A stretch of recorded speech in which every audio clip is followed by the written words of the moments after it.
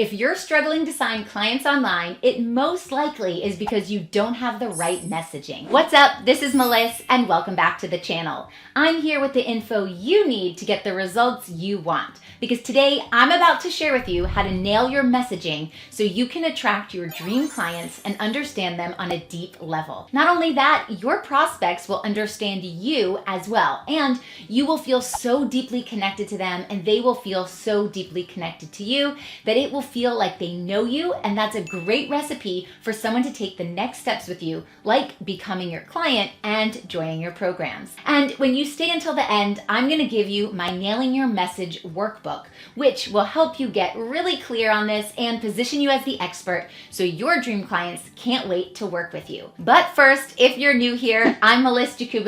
I'm an online marketing strategist and business growth expert to coaches and healers. My whole channel is about marketing, online business, mindset, and manifestation. Hit that subscribe button and join the family so you can grow a profitable online business. Now, let's get into it. Brand messaging is how your brand speaks. So when you think of big corporations like Home Depot or Coca-Cola, for example, you can kind of get a sense of what that brand is. When I think of Home Depot, I smell the smell of sawdust. When I think about Coca-Cola, I think about the bubbles in the back of my throat.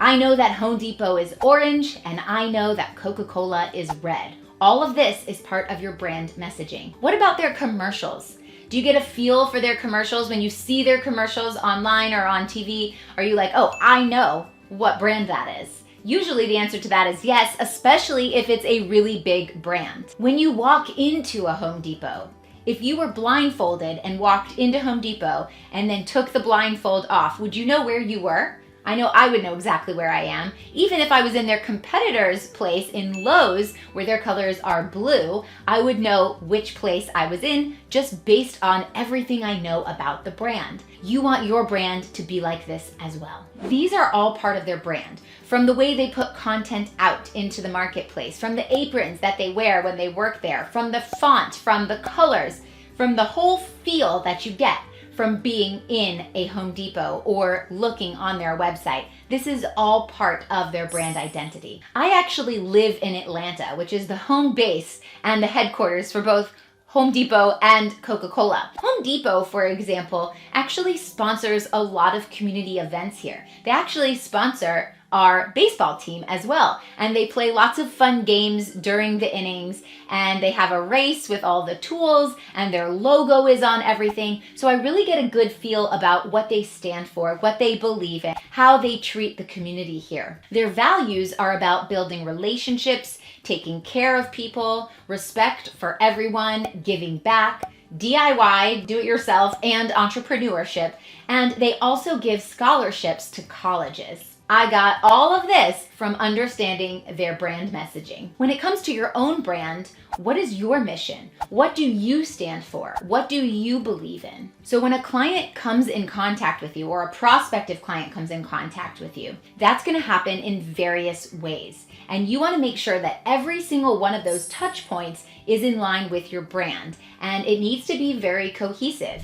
This comes down to your copywriting, your sales funnels, your website, your content, your customer service, even your logo, your social media cover photos, how you respond to the comments really matters, and the voice that you give in those responses really matter, and where you give back in the community, because we're here to make an impact on other people's lives, especially if you're a coach or a healer. So you want to think about giving back to the community. Who do you give back to? Which communities? How do you do it? All of that is about your brand. And building your brand is building like a person and a personality around a business. And that is your brand identity. To have the right messaging, you need to have cohesive messaging across all of these touch points. Hey, before we continue, do me a favor and go ahead and tap that like button right now, because it lets me know that you find value in my content. It really makes a huge difference, and then I know to make more of these types of videos for you in the future. Many thanks. I'm so grateful for you. Now let's hop back in.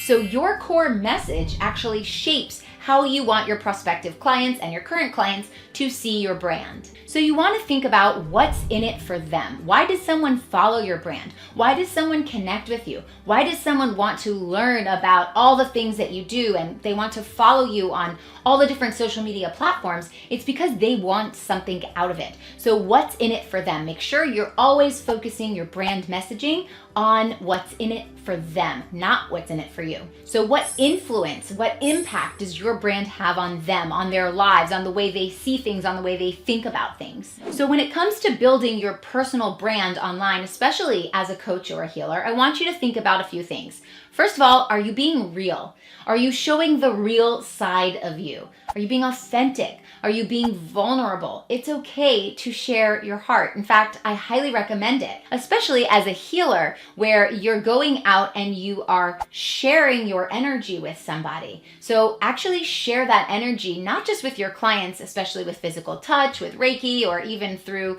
virtual means, but when you're posting content, are you sharing your heart? Are you sharing your energy? Be as authentic as you possibly can. Show some behind the scenes. Let them get to know you. Maybe you share a picture of your family or some of the hobbies that you enjoy. Because being a personal brand, building a personal brand, means that there is a person behind the brand. So who you are and how you show up is actually who your brand is and how your brand shows up. There's a very connected piece here between you and your brand when you're building a personal brand. To build a personal brand, you have to be personable. So make sure that you are building a personal brand by showing up as a person, a real human.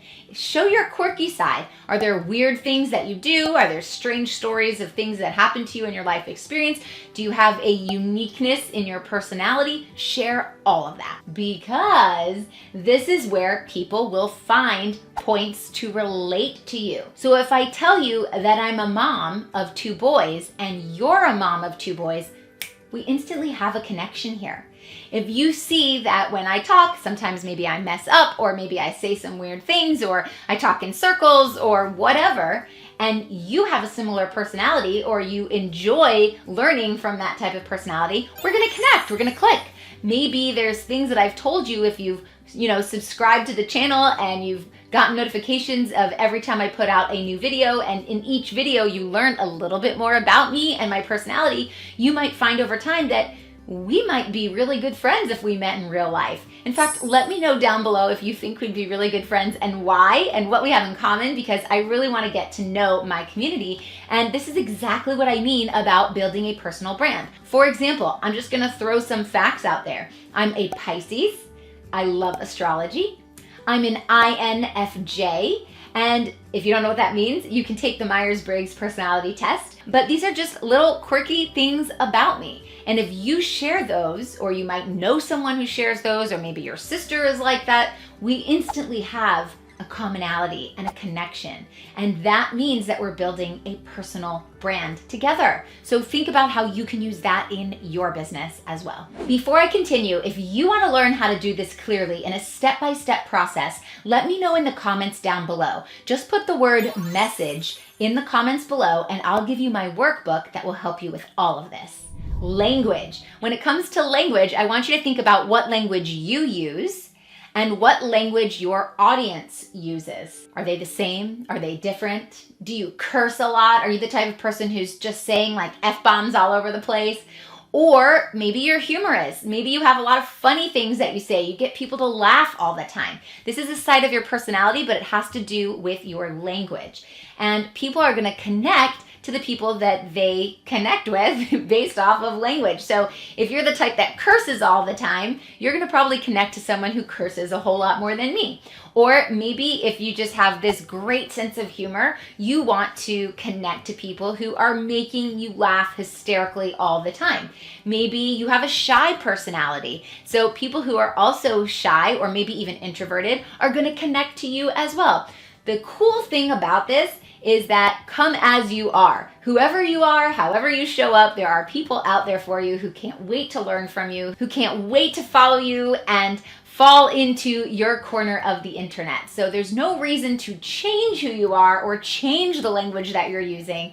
In fact, it's best to just be you and let people who are similar to you find you. I want you to think about your brand as a mission or having a purpose. Do you have a clear purpose when it comes to your brand, or are you all over the place? Do you have like ADD in business, or you are just scatterbrained, or you start one thing and then you start another and you start another and you start another and you don't finish? Or maybe you talk sometimes about your fishing business, other times you're talking about your quilting business, other times you're talking about your coaching business, other times you're talking about your dance business, and you're just all over the place. You want your brand to have one clear mission so that people can follow you because they believe in that mission. Storytelling is really important as well. If you're able to share your story, then people can find commonalities, they can connect to you, but more than that, they understand your journey and where you came from. So I'm an online marketing strategist, but you know how I started? I actually owned a dance company for many, many years. I actually still teach the folk dance session here in my area, and that turned into a DJ company. And I was teaching my dance classes, I was DJing for certain people from my dance classes for parties that they had, and I realized I love music and movement and community. And that built into yoga. So then I was trained in yoga, and I had a yoga business for a while, and that kind of had a health component to it. So you see there's a flow. There's dance, moving into DJ, moving into yoga, moving into health, and I actually started a health coaching company. I was a health coach for a really long time when I realized that most of my health coach clients also needed help with life coaching. So I transitioned from purely health coaching into health and life coaching so that I could help people holistically, in a whole way, WH, holistically. And then my health and life coaching company took off on social media, and my coaching and healing friends came to me and they said, "Oh my goodness, how are you doing this? How are you growing your business this way? Please, can you help us?" So I started dabbling in that and helping them, and eventually my health and life coaching business morphed into my marketing agency, where now I help coaches and healers build their online business and brand. So there is a progression, and that is a story that I'm sharing with you to explain how powerful storytelling is, because now you know a lot more about me. You understand my transformation through this process, this journey of entrepreneurship. But storytelling is also story selling. If you're able to do that in a specific way in some capacity online with your content. So telling stories is a great way to share about yourself, to connect with others, and also to make sales. So talk about why you got started. Why are you passionate about what you do? Your story is important to attract the people that you want to work with. You want to sell the solution. You want to focus on the result. What is that transformation that someone who goes through your program is going to make? You're not going to sell your certifications. You're not going to sell how long you've been doing this for. You're not even going to sell what you do inside of every single module in your program. What you're going to sell is, once you take my program, this is the result. This is the transformation. This is the solution that I am solving to your problem. That's what people want. And you've got to build that in with an emotional side so that you can connect to people. So why is it important for people to go through your program? Why is it important for people to have that transformation? And be very clear when you explain what that is. This is all about your messaging. Your clients don't want to lose weight because they want to see a smaller number on the scale.